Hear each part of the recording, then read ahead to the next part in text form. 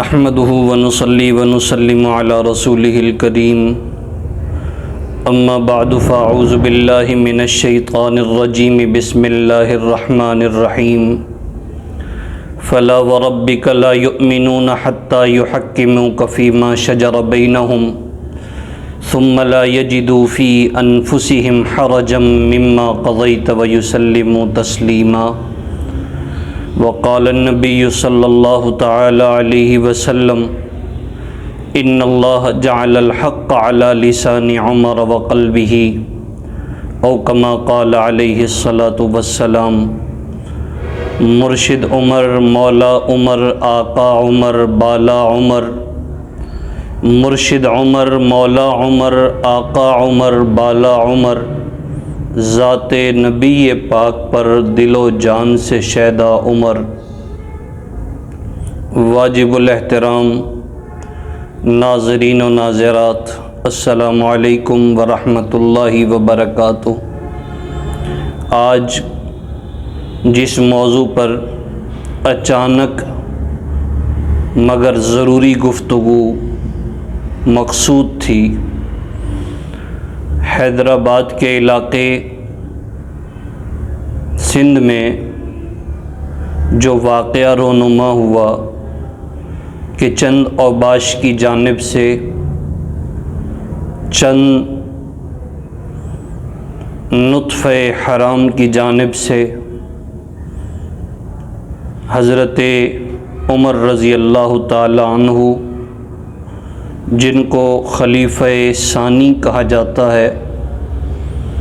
جن کو سسر رسول کہا جاتا ہے، جن کو امام عدل و انصاف کہا جاتا ہے، ان کے خلاف پتلا جلایا گیا اور ان کی ذات پر کیچڑ اچھالنے کی ناکام کوشش کی گئی، اور یہ سب اسلامی جمہوریہ پاکستان میں ہوا۔ کون لوگ تھے، کیوں کرنا چاہتے ہیں، یہ سب دنیا جانتی ہے کہ کن لوگوں کی طرف سے ہرزہ سرائی کی گئی، کن لوگوں کی طرف سے طوفان بدتمیزی عام کیا جاتا ہے اور جا رہا ہے، اور اس کام کے پیچھے وہ کون سے اعلی کار ہیں جو ملک پاکستان میں، ارض پاکستان میں اس طریقے سے کام کرواتے ہیں اور ملک کے اندر انتشار کی فضا کو ہوا دی جاتی ہے۔ ان کی چاہت، ان کا نظریہ، لیکن ہوا دینے والے ہوا جو دے رہے ہیں، کاش کہ عمر کی تلوار ان پہ چلے، اور کاش وہ نادان، وہ احمق، وہ بے وقوف، وہ جاہل اور وہ حقیقت ناآشنا میرے فاروق اعظم رضی اللہ تعالیٰ عنہ کے مقام و مرتبے کو جاننے کی کوشش کر لیتے۔ عمر کون ہے؟ عدل و انصاف کا نام عمر ہے۔ عمر کے مقام کے بارے میں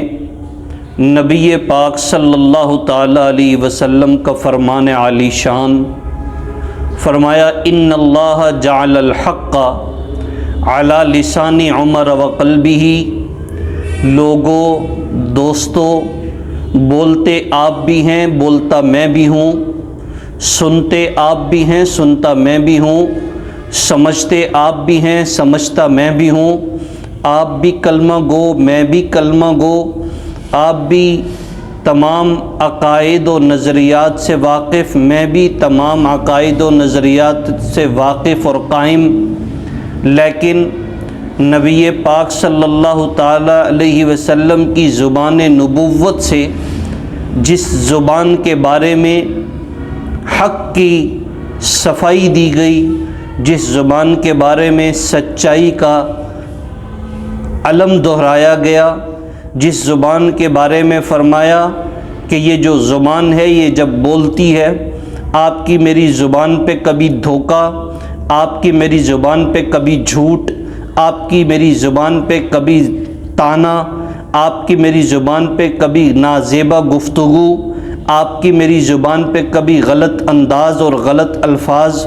چل جاتے ہیں، لیکن دنیا میں کوئی انسان اپنی زبان کی گارنٹی نہیں دے سکتا کہ یہ زبان کون کون سے الفاظ استعمال کرتی ہے اور کرتی رہی ہے۔ دنیا میں ہمیں پتہ نہیں چلتا کہ ہم نے اپنی زبان کو کن کن طریقوں سے استعمال کیا ہے اور کرتے آئے ہیں، لیکن ایک زبان وہ ہے جو زندگی کے اندر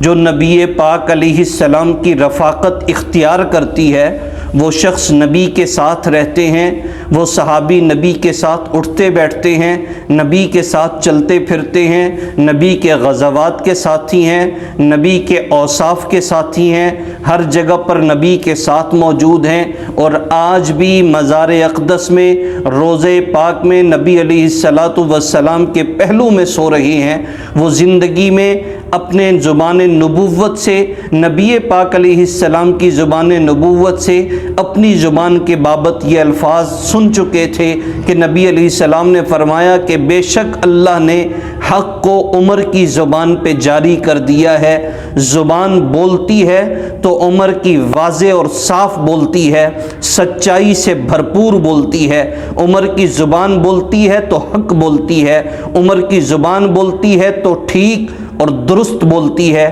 عمر کی زبان بولتی ہے تو وہ کچھ بولتی ہے جو کہ اللہ کا حکم اور اللہ کی مرضی ہوتی ہے۔ عمر کی زبان، عمر کا انداز، عمر کا مزاج زبان سے بتایا گیا۔ ان اللہ جعل الحق علی لسان عمر وقلبہ، اللہ نے عمر کی زبان پر بھی اور عمر کے دل پہ بھی حق کو جاری کیا ہے، اور یہ فرمان نبی پاک علیہ السلام کی جانب سے حضرت عمر رضی اللہ تعالیٰ عنہ کے لیے فرمایا گیا ہے۔ اور دوسرے نمبر پر نبی پاک علیہ السلام نے فرمایا لو کان بعدی نبی لکان عمر، اگر میرے بعد کوئی نبی ہوتے تو وہ عمر ہوتے، یعنی نبوت والے اوصاف، نبوت والے مزاج، نبوت والی عادات اگر کسی شخص میں نظر آتی ہیں وہ حضرت عمر رضی اللہ تعالی عنہ ہیں۔ چنانچہ ایسی شخصیت کے بارے میں اوباس لڑکوں کا، قماش لڑکوں کا، غلط نظریات کے افکار و فرقے کے لوگوں کا اس عمر کی شان میں گستاخی کرنا عقل و خرد سے بالا تر ہے۔ چنانچہ چاہیے یہ کہ انتظامیہ، قانون جاری کروانے والے ادارے ایسے ہتھ کنڈوں کو پہچانیں، اور وہ پہچانتے بھی ہیں، ان کو لگام دینے کی ضرورت ہے، جائے کہ مسلمانوں کے مزاج اور مسلمان کی روح زخمی ہو۔